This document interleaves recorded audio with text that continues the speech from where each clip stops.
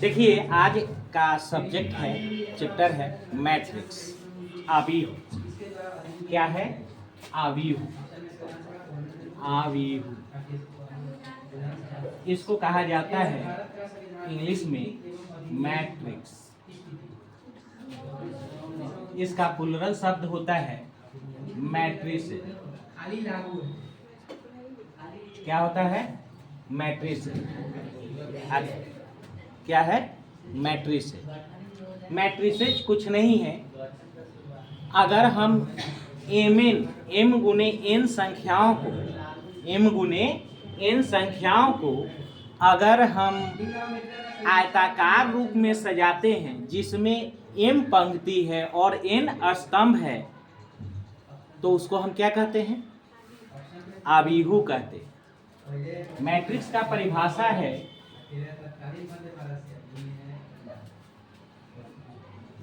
अगर एम गुने एन संख्याओं को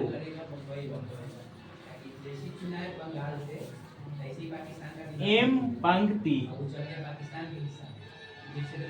तथा एन स्तंभों में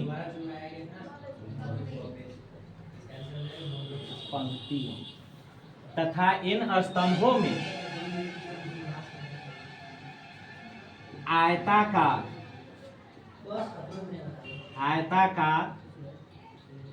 रूप में सजाते हैं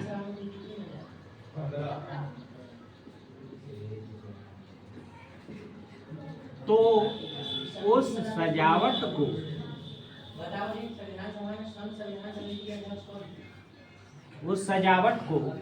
आव्यूह कहते हैं।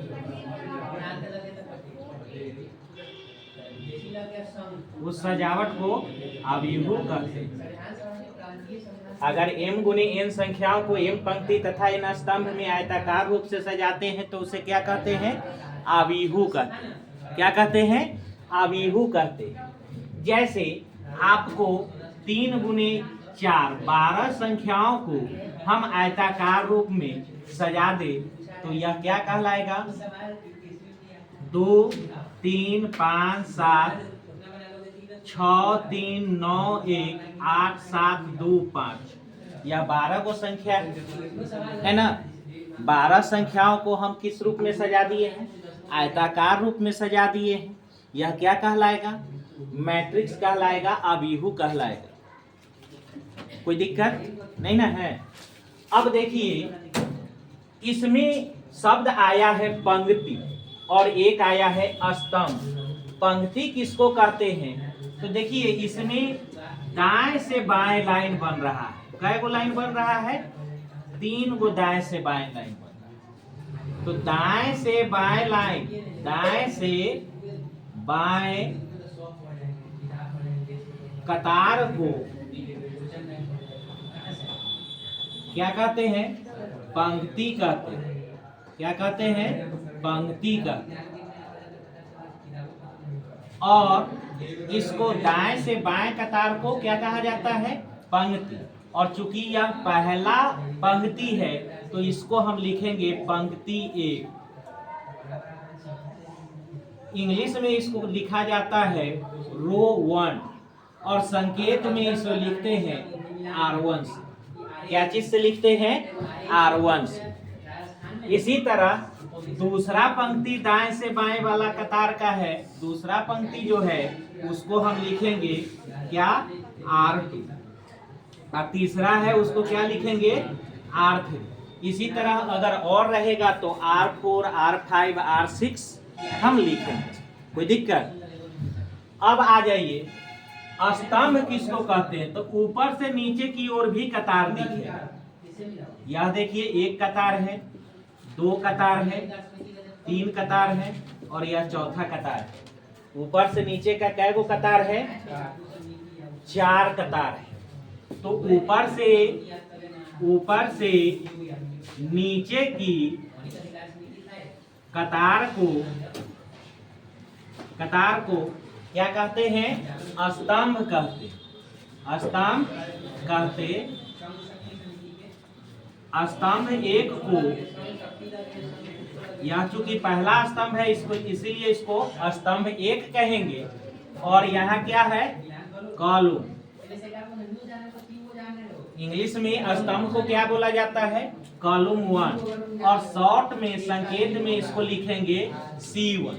इस प्रकार यह हो गया C1, यह हो गया C2, और यह हो गया C3, और यह हो गया C4। कोई दिक्कत यहाँ तक नहीं ना है।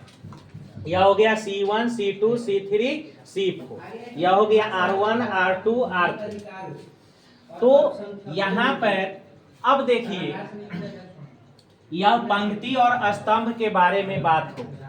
अब आवीहू का सदस्य, किस पर बात करेंगे, आवीहू का सदस्य, या इसी को कहा जाता है अवयव। क्या कहा जाता है, अवयव। इंग्लिश में इसको कहा जाता है एलिमेंट ऑफ अ मैट्रिक्स। क्या कहा जाता है, एलिमेंट ऑफ अ मैट्रिक्स। क्या कहा जाता है, एलिमेंट ऑफ अ मैट्रिक्स। तो देखिए, एलिमेंट ऑफ अ मैट्रिक्स में ध्यान दीजिए, इसको हम AIJ से सूचित करते हैं।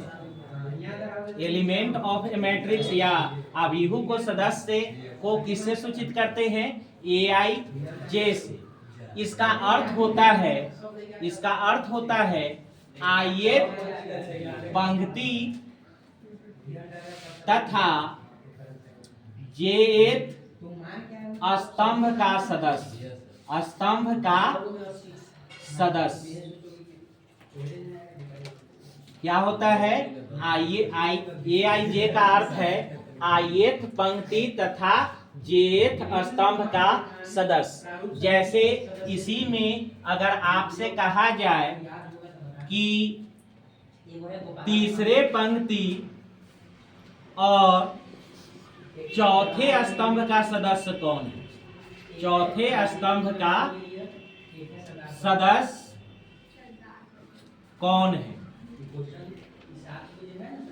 ये क्वेश्चन है कि तीसरे पंक्ति और चौथे स्तंभ का सदस्य कौन है। इसी को दूसरे तौर पर पूछ लिया जाता है कि A34 बराबर व्हाट। तो देखिए, यह देखिए पहला पंक्ति है, या दूसरा पंक्ति है, और यह तीसरा पंक्ति। तो तीसरा पंक्ति इसी का कोई सदस्य है, यह पहला, दूसरा, तीसरा और चौथा। यह 5 जो हो गया वह हो गया तीसरे पंक्ति और चौथे स्तंभ का सदस्य। अर्थात इसका आंसर A34 अगर पूछा जाए तो यह कितना हो जाएगा, 5 हो जाएगा। इसी तरह आप अगर आपको निकालना है A21, तो देखिए A21 का अर्थ है दूसरे पंक्ति और पहले स्तंभ का सदस्य। तो दूसरा पंक्ति यह है, पहला स्तंभ यह है, कौन हो जाएगा, आंसर आ जाएगा 6। आंसर क्या आ जाएगा, 6।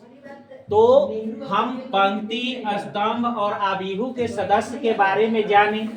अब यहाँ पर देखिए आवीहू का व्यापक रूप, आवीहू का व्यापक रूप, आवीहू का क्या हो गया, व्यापक रूप। आवीहू का व्यापक रूप क्या है, तो देखिए अगर हम कोई मैट्रिक्स लिखते हैं जिसमें mn सदस्य है, कितना सदस्य है, mn, मतलब पंक्ति की संख्या कितनी होगी व्यापक रूप में, पंक्ति m, स्तंभ कितना होगा, तो m। व्यापक रूप में पंक्ति की संख्या कितनी होगी, m, और स्तंभ की संख्या कितनी होगी, n होगी। और इसको हम इस प्रकार से लिखेंगे, जैसे पहले पंक्ति और पहले स्तंभ का सदस्य A11, पहले पंक्ति और दूसरे स्तंभ का सदस्य A12 पहले पंक्ति और तीसरे स्तंभ का सदस्य कौन हो गया A13 डॉट डॉट डॉट। अगर हम इसमें ith पहला पंक्ति और jth स्तंभ का सदस्य लिखे और फिर a पहले पंक्ति और nth स्तंभ का सदस्य लिखे, तो इस प्रकार हम लोग देख रहे हैं कि पहले पंक्ति में सदस्यों की संख्या ठीक उस आबिहू के स्तंभों की संख्या के बराबर होती है। मतलब यहाँ पर अगर हम इस बात को देखें तो देखिए किसी पंक्ति में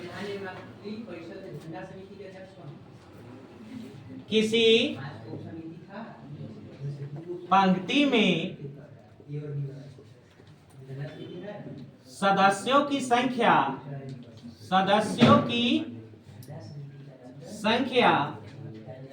आबिहू के स्तंभों की संख्या के बराबर होती है। आबिहू के स्तंभों की संख्या के बराबर होती है।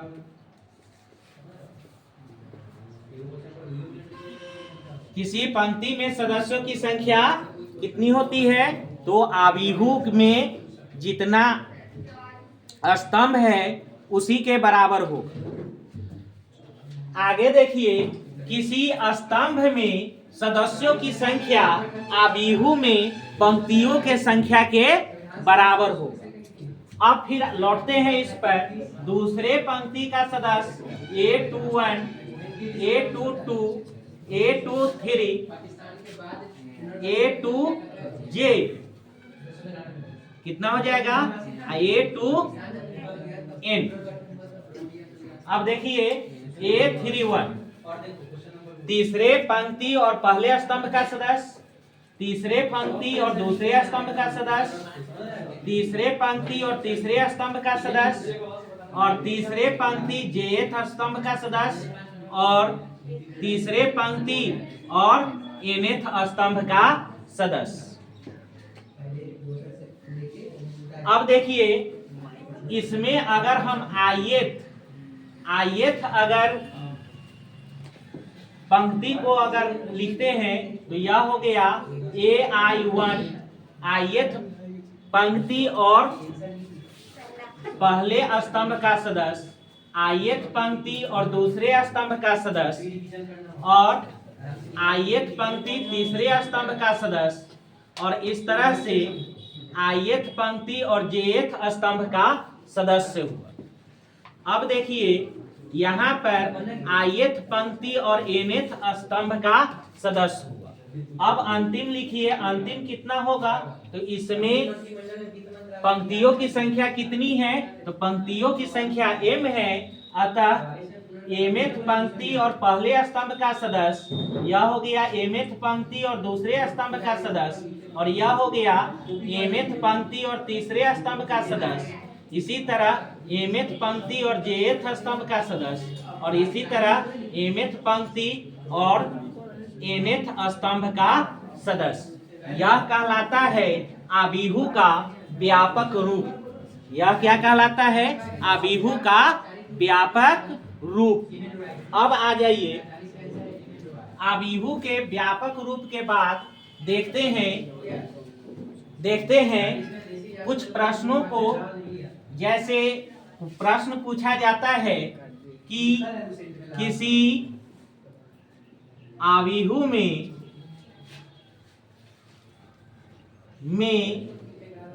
आबिहू यहाँ दे रहे हैं 2 3 5 7 3 2 1 5 में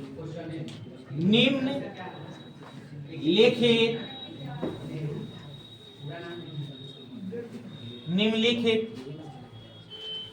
किसी आबिहू 2 3 5 7 3 2 1 5 में निम्नलिखित ज्ञात करें। जैसे पहला प्रश्न है, ऊपर दिए गए आव्यूह में पंक्तियों की संख्या कितनी है? पंक्तियों की संख्या कितनी है?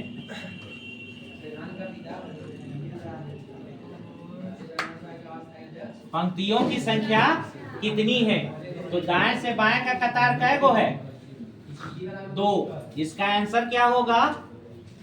2।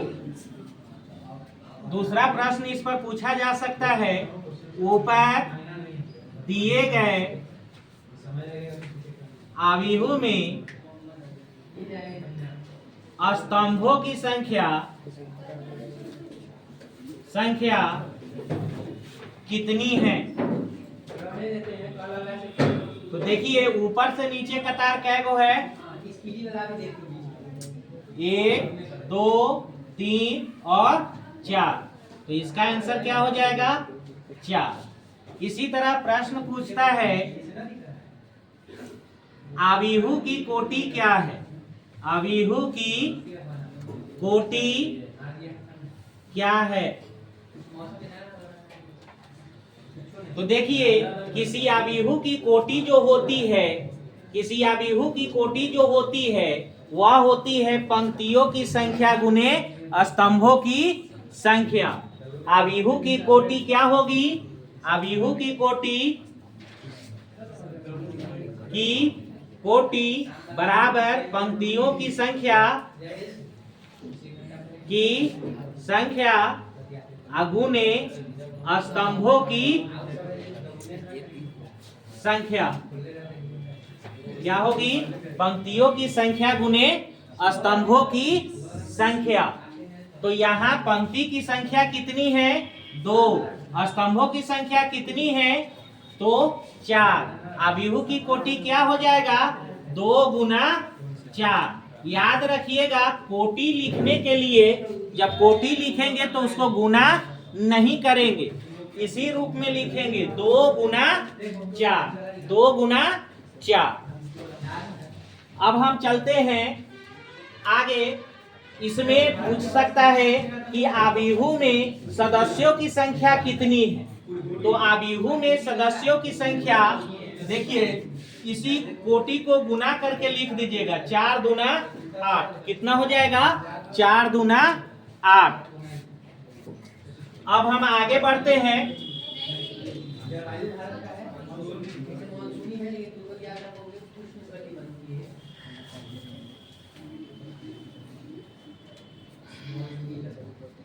अब देखिए इस व्यापक रूप को संकेत में लिखा जाता है। व्यापक रूप को संकेत में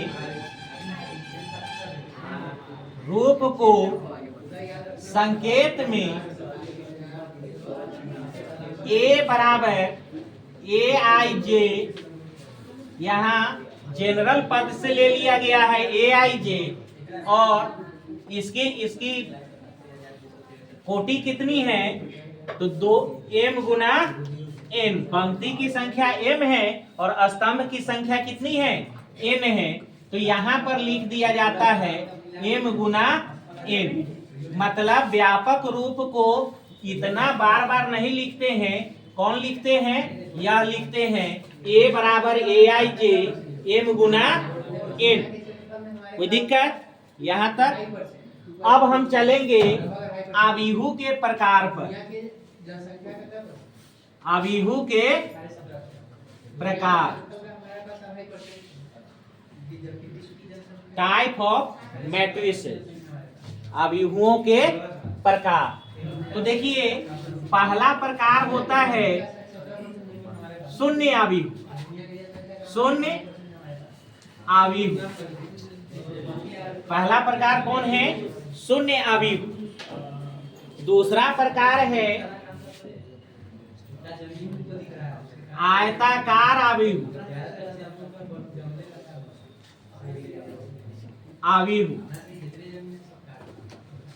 और तीसरा है वर्ग आव्यूह।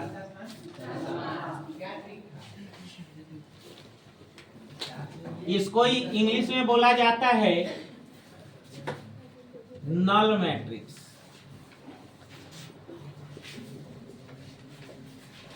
आयताकार आव्यूह को इंग्लिश में बोला जाता है रेक्टेंगुलर मैट्रिक्स।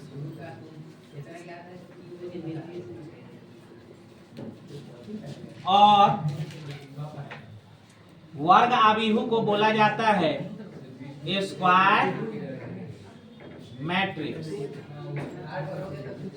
अब इस प्रकार को हम बारी बारी से देखेंगे, इस प्रकार को बारी बारी से देखेंगे।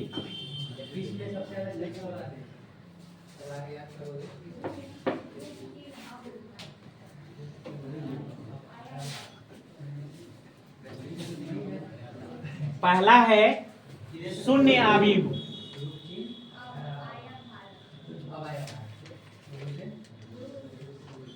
पहला है शून्य आव्यूह। अब आप लोग नोट करते हुए जाएंगे, ठीक ना। शून्य आव्यूह, जीरो मैट्रिक्स। जिस आव्यूह का सभी सदस्य शून्य हो उसे हम क्या कहते हैं? शून्य आव्यूह कहते हैं। जिस आव्यूह का सभी सदस्य शून्य हो उसे शून्य आव्यूह कहते हैं।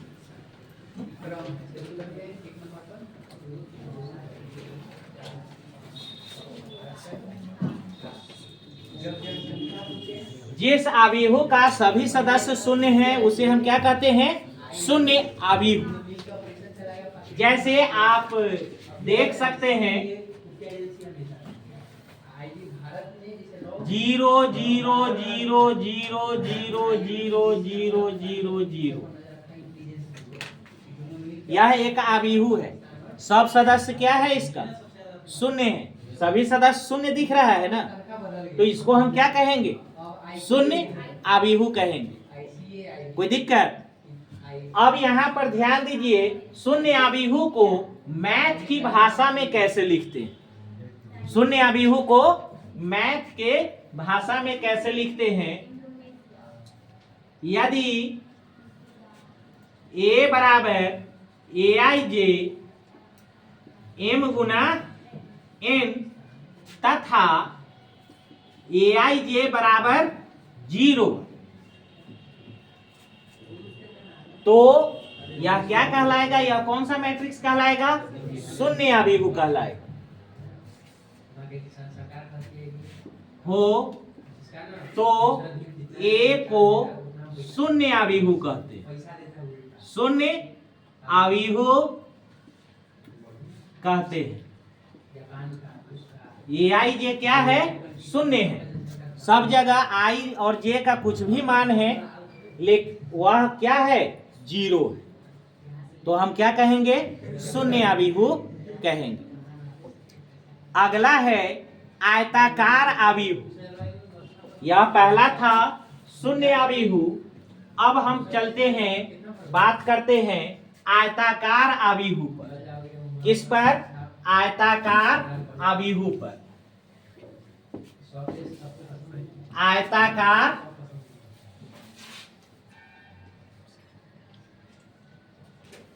आव्यूह। आयताकार आव्यूह, इंग्लिश में इसको क्या कहा जाता है? Rectangular matrix. आयताकार आव्यूह। देखिए, जिस आव्यूह में स्तंभों की संख्या तथा पंक्तियों की संख्या बराबर नहीं है, जिस आव्यूह में स्तंभों की संख्या तथा पंक्तियों की संख्या बराबर नहीं है, उसको हम क्या कहते हैं? आयताकार आव्यूह। जिस आव्यूह में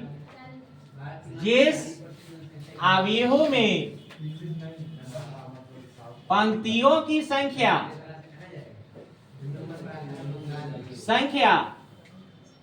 तथा स्तंभों की संख्या बराबर नहीं है उसे आयताकार आव्यूह कहते हैं।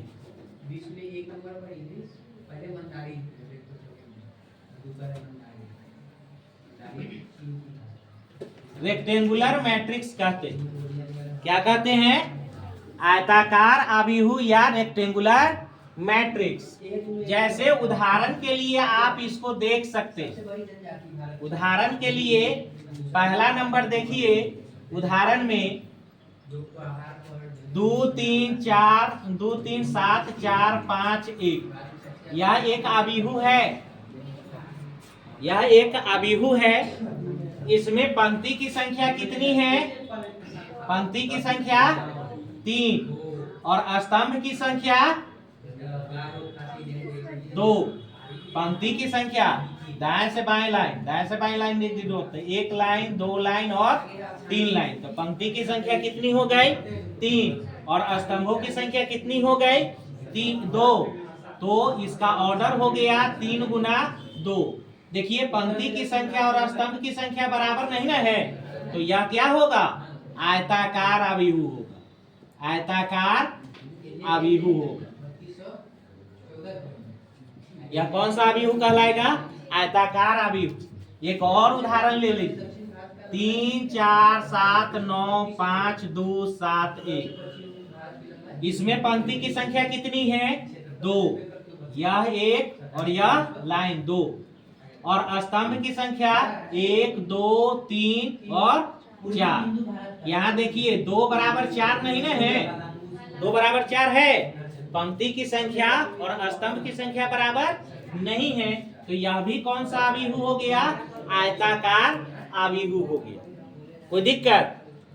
अब आ जाइए, इसको मैथ की भाषा में कैसे लिखते हैं। यदि ए बराबर aij m गुना n हो तथा m बराबर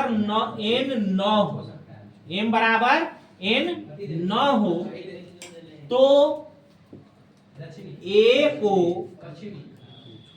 आयताकार आव्यूह कहते हैं। आयताकार आव्यूह कहते हैं। ये को कौन सा आव्यूह कहते हैं? आयताकार आव्यूह कहते हैं। कोई दिक्कत? अब देखिए आयताकार आव्यूह में भी 4 प्रकार के होते हैं। आयताकार आव्यूह में कितने प्रकार के होते हैं? 4 प्रकार के। तो देखिए आयताकार आव्यूह के प्रकार अब देखेंगे। किसका? आयताकार आव्यूह का प्रकार। आयताकार आव्यूह का प्रकार। देखिए आयताकार आव्यूह में आता है एक क्षैतिज आव्यूह।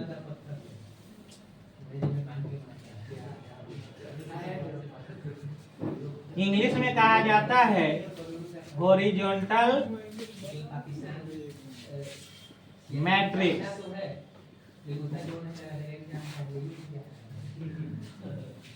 अब यहां पर देखिए दूसरा होता है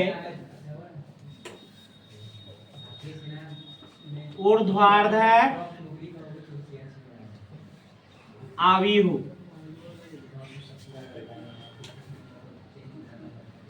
वर्टिकल मैट्रिक्स।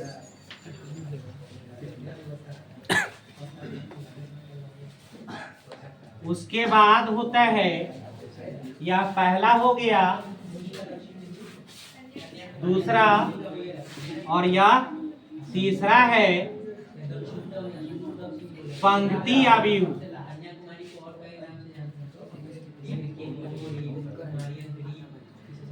क्या हो गया? पंक्ति आव्यूह। और यह क्या हो गया, स्तंभ आव्यूह।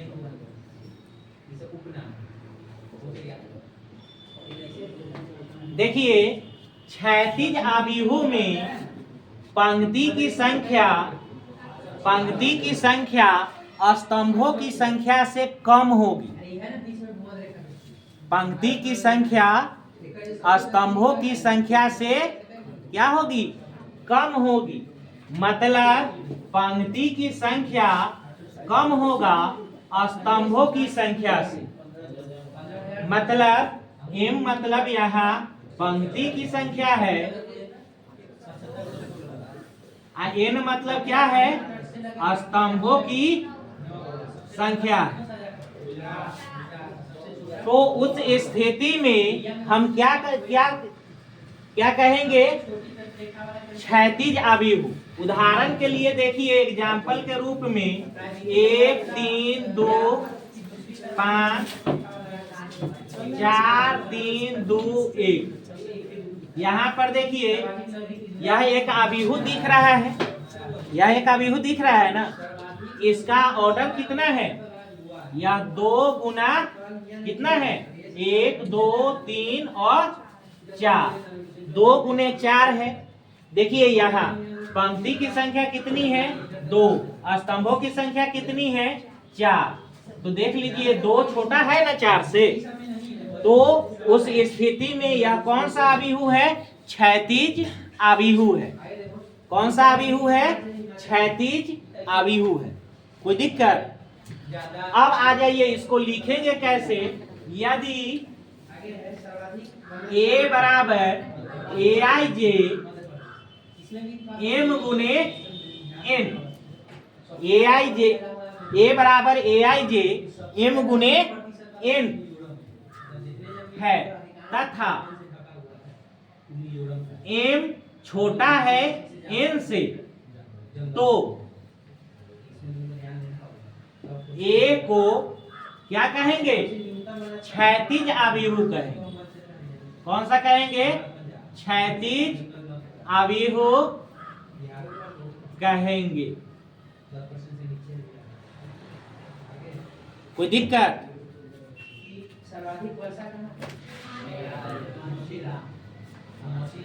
अब यहाँ पर ध्यान दो, अगला है ऊर्ध्वाधर आव्यूह। तो ऊर्ध्वाधर आव्यूह में क्या होता है, देख लीजिए। ऊर्ध्वाधर आव्यूह में आपको पंक्ति की संख्या ज्यादा होगी स्तंभों की संख्या से। इसमें क्या होगी, पंक्ति की संख्या ज्यादा होगी स्तंभों की संख्या से। जैसे उदाहरण के तौर पर देखिए 2 3 1 5 7 3, इसका कोटि क्या है, तो देखिए इसमें पंक्ति की संख्या 3 है और स्तंभ की संख्या 2 है। देखिए पंक्ति की संख्या 2, पंक्ति की संख्या 3 है, जो स्तंभ की संख्या से क्या है, ज्यादा है। तो इसको हम क्या कहेंगे, वर्टिकल आव्यूह। क्या कहेंगे, वर्टिकल आव्यूह। अब इसको परिभाषित कैसे करेंगे, तो देख लीजिए। यदि A बराबर AIJ M गुना N तथा M बड़ा है N से, तो A को क्षैतिज आव्यूह कहते हैं। क्या कहते हैं, क्षैतिज आव्यूह कहते हैं, सॉरी ऊर्ध्वाधर आव्यूह कहते हैं।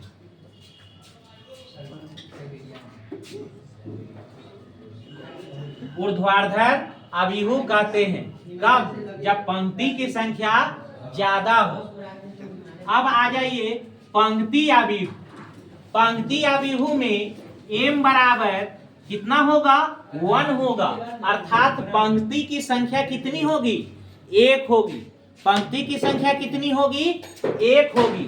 जैसे उदाहरण के तौर पर देख लीजिए 1 2 3 5, इसमें पंक्ति की संख्या कितनी है, 1 है, और स्तंभ की संख्या कितनी है, तो 4 है।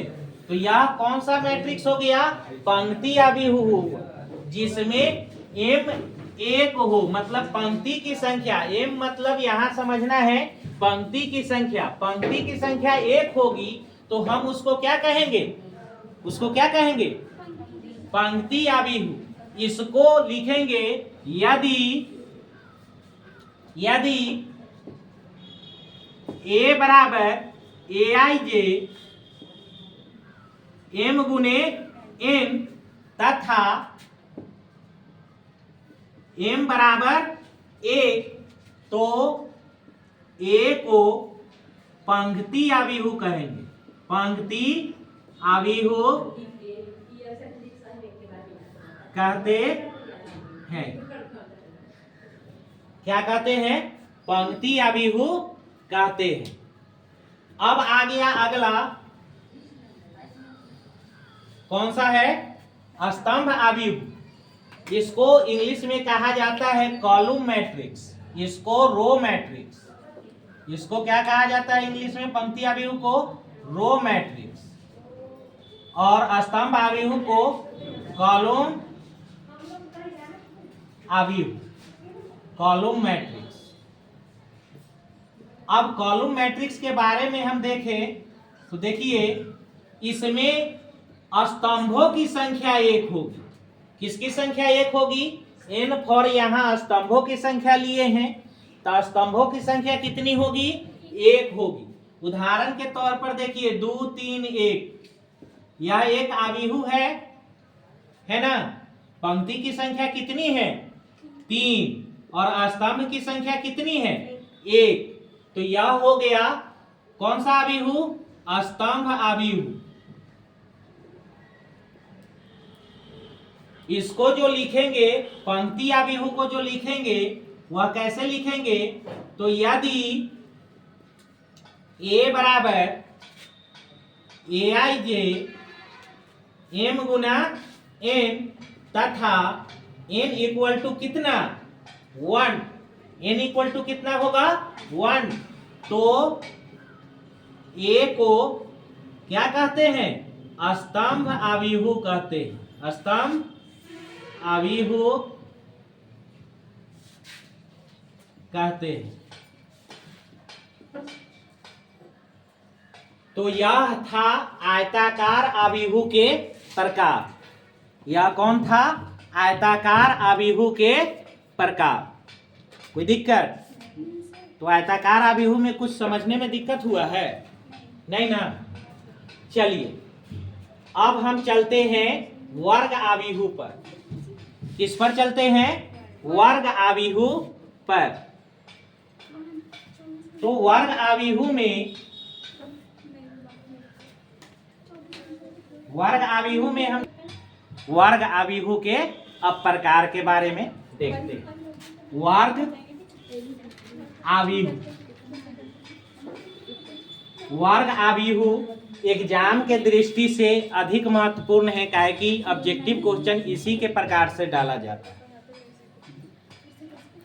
वर्ग अभिहु स्क्वायर मैट्रिक्स, स्क्वायर मैट्रिक्स,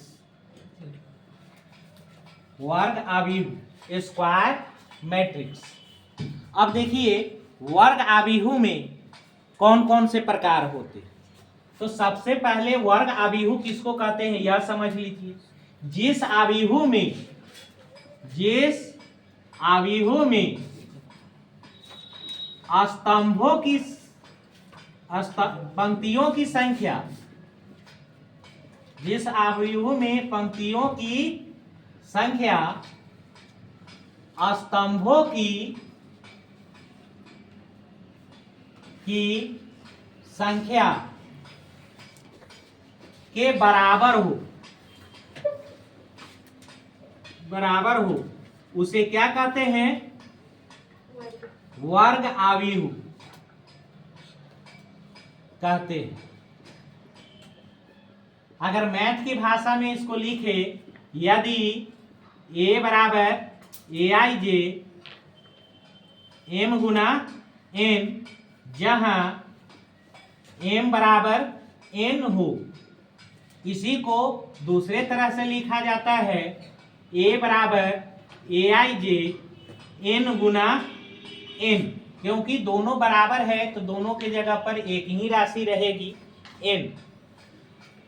तो उसको हम क्या कहेंगे, यदि a बराबर ए आई जे m गुना n, जहां m बराबर n हो तो उसे हम क्या कहेंगे, वर्ग आव्यूह कहेंगे, वर्ग आव्यूह कहेंगे।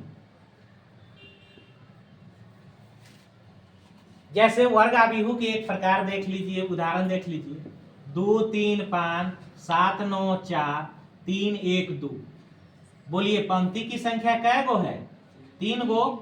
स्तंभ की संख्या कै गो है, 3 गो। तो यहाँ पंक्ति की संख्या और स्तंभ की संख्या देख रहे हैं बराबर है ना, तो यह किसके उदाहरण हो गए, वर्ग आव्यूह। इसके उदाहरण हो गए वर्ग आव्यूह के।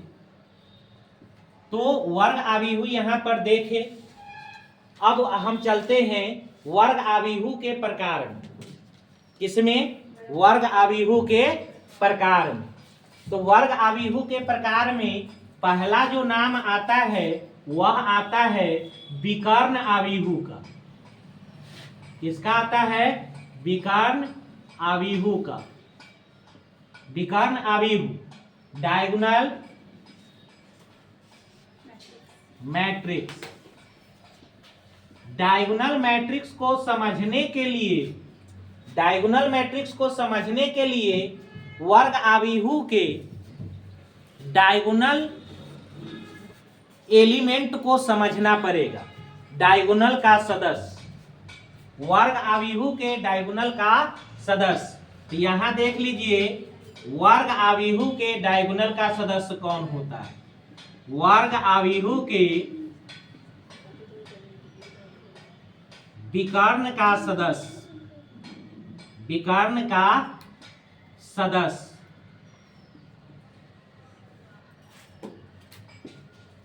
यदि a बराबर ए आई, यदि a बराबर ए आई जे n गुना n हो तो ए आई जे जहां i बराबर j हो उसे विकर्ण अवयव कहते हैं। विकर्ण अवयव कहते हैं। इस बात को समझने के लिए हम इस वर्ग आव्यूह पर आते हैं।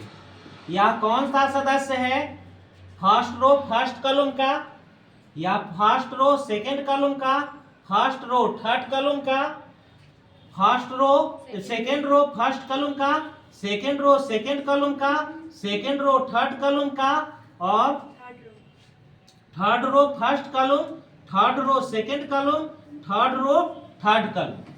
अब देखिए जिसके लिए i बराबर j हो उसको हम क्या कहेंगे, विकर्ण अवयव। तो देखिए यहां पर 2 के लिए i j बराबर है ना, यहां 9 के लिए i बराबर j है ना, 2 के लिए i बराबर j है ना, तो इसी को हम क्या कहते हैं, विकर्ण अवयव कहते हैं। याद रखिए इसको विकर्ण अवयव नहीं कहा जाए, विकर्ण यही कहलाता है। ऐसे वर्ग में आप 2 गो विकर्ण देखते हैं ना, लेकिन इसमें 2 गो नहीं होगा, एक गो होगा जिसके लिए i बराबर j हो।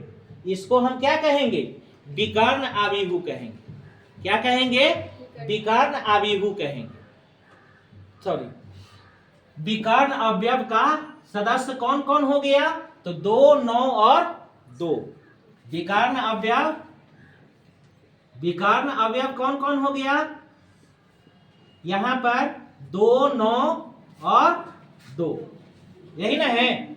इसको क्या कहा जाएगा, विकर्ण अवयव। अब आते हैं विकर्ण आव्यूह। यदि किसी वर्ग आव्यूह का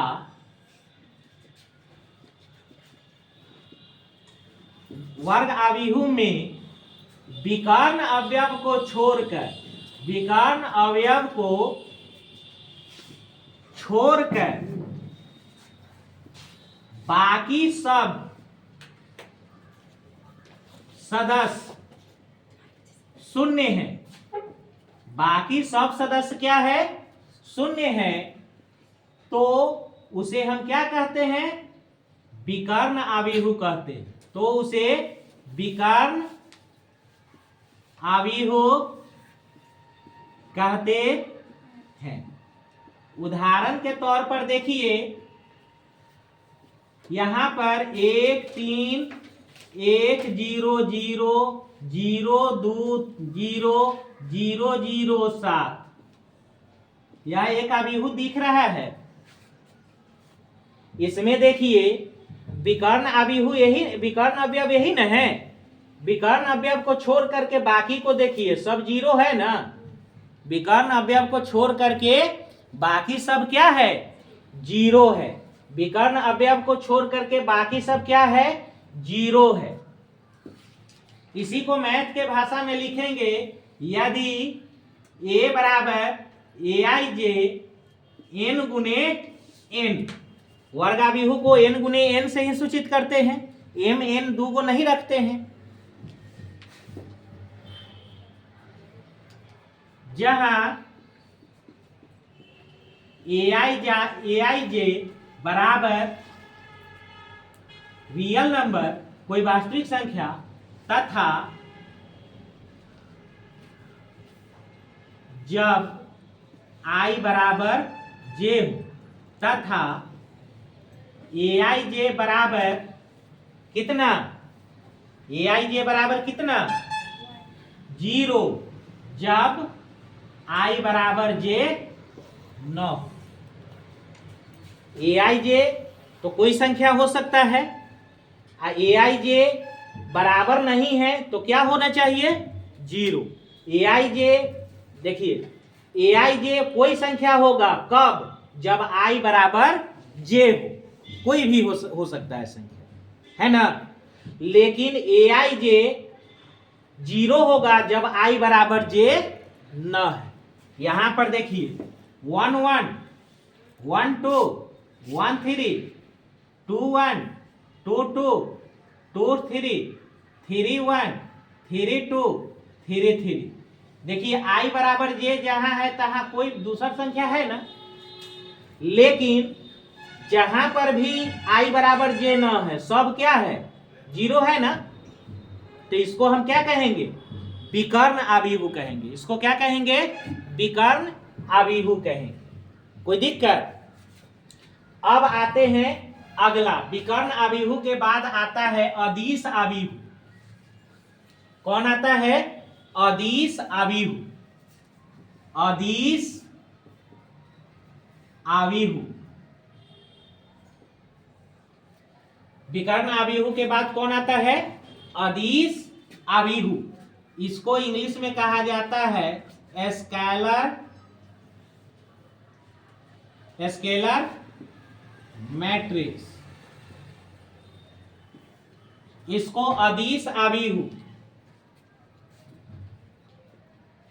अदिश आव्यूह में अब आइए, अदिश आव्यूह किसको कहते हैं, वह विकर्ण आव्यूह, मतलब विकर्ण का पूरा गुण इसमें आ जाएगा, है ना। वह विकर्ण आव्यूह